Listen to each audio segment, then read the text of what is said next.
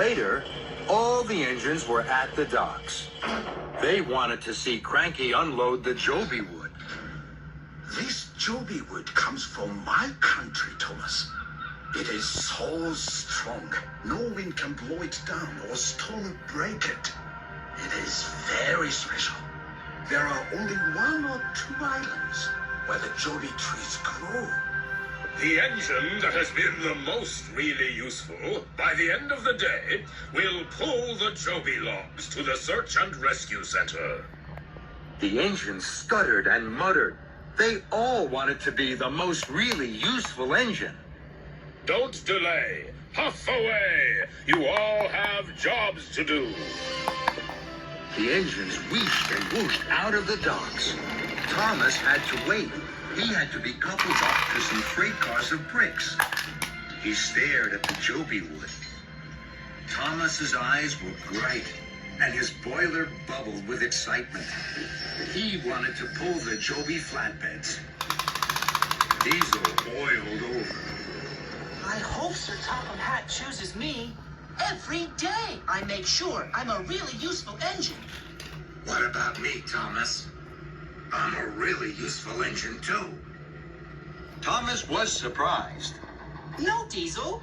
I'm sure Sir Topham Hatt means a really useful Steamy. You'll never be that. And Thomas steamed swiftly away. Diesel was cross. Those Steamies think Diesels are dirty and Steamies are special. I'll show them that I'm just as really useful as they are. I'll shove these logs to the rescue center. Then Sir Topham Hatt will see how special I am. So, Diesel clattered over to the Joby flatbeds. And with a biff and a bash, and a grunt and a groan, Diesel shoved and shunted the precious Jobywood out of the docks. Diesel rattled and rolled along the rails. The flatbeds of Joby logs jittered and juddered. Diesel was happy. Diesels are no good, the Steamies always say. But I'll show them they're wrong by the end of the day.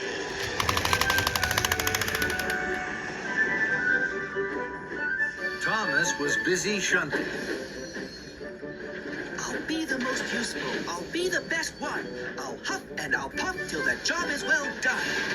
Then Thomas stopped. His firebox fizzed. Cinders and ashes. It's Diesel. And he's shunting the Joby logs. Stop, Diesel, stop! Diesel saw Thomas. Stop! Diesel heard Thomas. But Diesel didn't want to stop. He wanted to push the Joby logs to the rescue center as fast as he could clatter. Thomas was worried. Diesel is racing too fast. Something bad could happen to the Joby logs. I must chase after Diesel and stop him.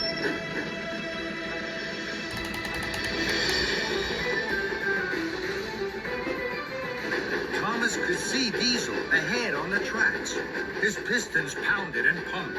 His firebox flared and his boiler bubbled. Stop, Diesel! Stop! But Diesel didn't stop. He rattled and rocked.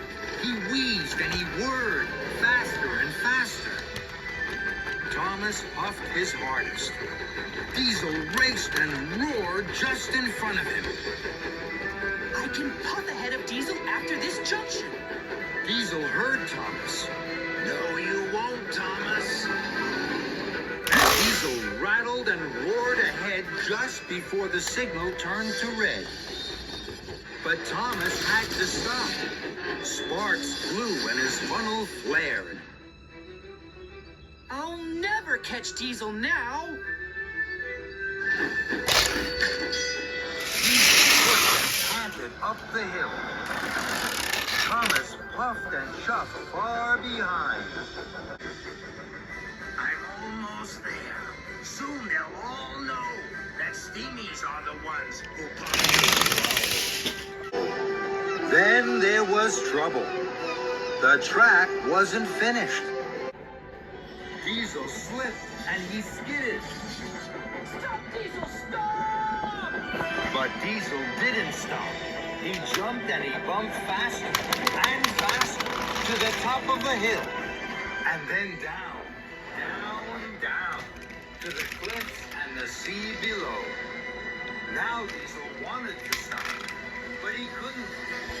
The heavy flatbeds were pulling him to the edge of the cliff. Diesel wasn't smiling now. Help! Help! But no one could help Diesel. Crash!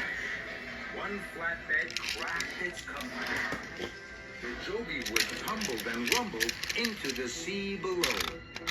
Oh me! Oh my! Oh hell! Then the next flatbed of Joby logs crashed and smashed into the water. Diesel was now one flatbed away from the edge of the cliff. And then the last coupling snapped. The last flatbed of Jobywood sank from sight below the waves. Now, Diesel was half on and half off the edge of the cliff. His front wheels wobbled and wiggled in the air. His back wheels were grating and grinding to stay on the track. Thomas screeched to a stop. He was scared. Diesel! What can I do? Diesel didn't know. But Thomas did. He made a decision. Don't worry, Diesel, and stay as still as you can. Diesel did what Thomas said. Thomas tugged, and he chugged.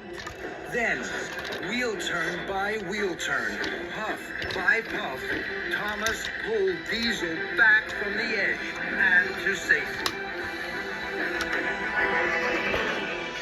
You're safe, Diesel! Hooray! Thomas had saved Diesel. Thank you, Thomas. Thank you.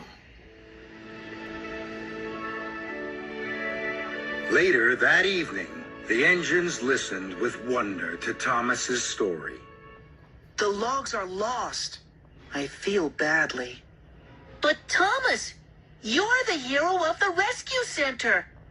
Thomas smiled. Thank you, Percy. I want to do everything I can to help the rescue center be the best ever. I did what I thought was right. And you were right, Thomas. You made the right decision to pull Diesel back. You didn't wait to be asked or to be told. You did the best thing, the right thing. And that makes you the most really useful engine. The other engines hooted and tooted. Thomas was the most really useful engine. Diesel lost the Jobywood. That is very bad, and I am very cross. The search and rescue center will be delayed. New Jobywood must be found, and that will take time. But you, Thomas, have a special reward. You will visit the search and rescue center on the mainland. Thank you, sir. Thomas's pistons pumped with pride. The next day, all Thomas's friends came to the docks to say goodbye. Spencer was also going to the mainland on the ship. He had to work for the Duke and Duchess. Salty rolled over. Please, Salty, tell us some of your old stories of the sea while I wait to be loaded. I can tell you tales of Misty Island. Yes, please, Salty. Tell us the tales. Misty Island is a small island. It's not far away, but it is always covered in mist.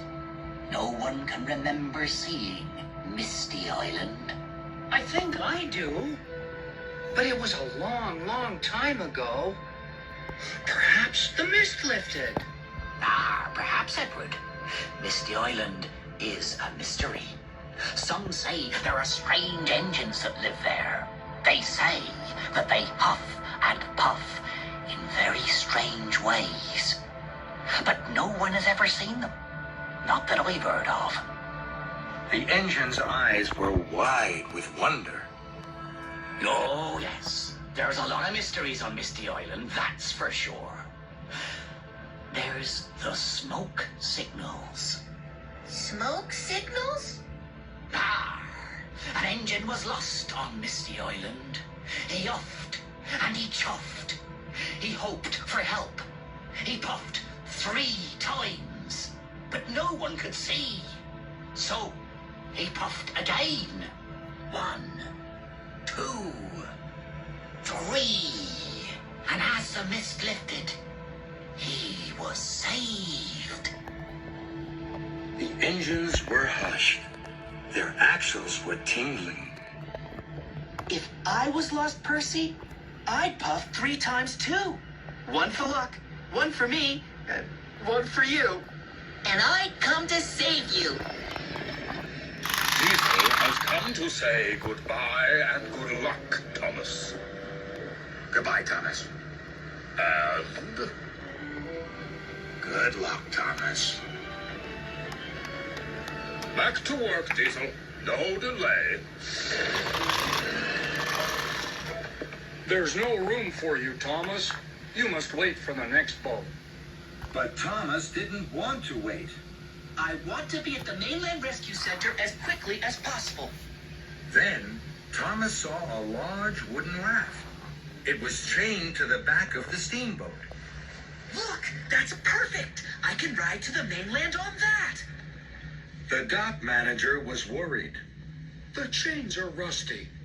Don't worry. I make good decisions. I will travel on the raft.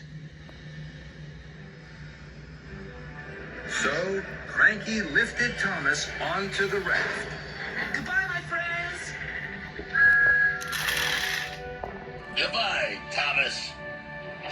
The engines whistled and wheezed. Percy watched. He was worried. Are you sure you're safe on the raft? Safe as engines, Percy. Sir Topham Hatt says I make good decisions. I'll be back soon. Remember, 3 puffs of steam and you'll find me. Percy smiled bravely. Goodbye, Thomas. Goodbye, Percy. Then the steamboat hooted long and low and sailed to sea, pulling Thomas behind it. Thomas was far out to sea. Darkness fell, and so did the mist. Thomas couldn't see anything, but he could hear something. It was a creak, and a crunch, and then a crack, and a splash. Thomas was scared. Fizzling fireboxes. The chain to the steamboat has snapped. Help! Thomas whistled and wheezed, but no one could hear him. The steamboat steamed away. Thomas was left on his raft. The waves tossed and turned, and turned and tossed, until Thomas fell fast asleep.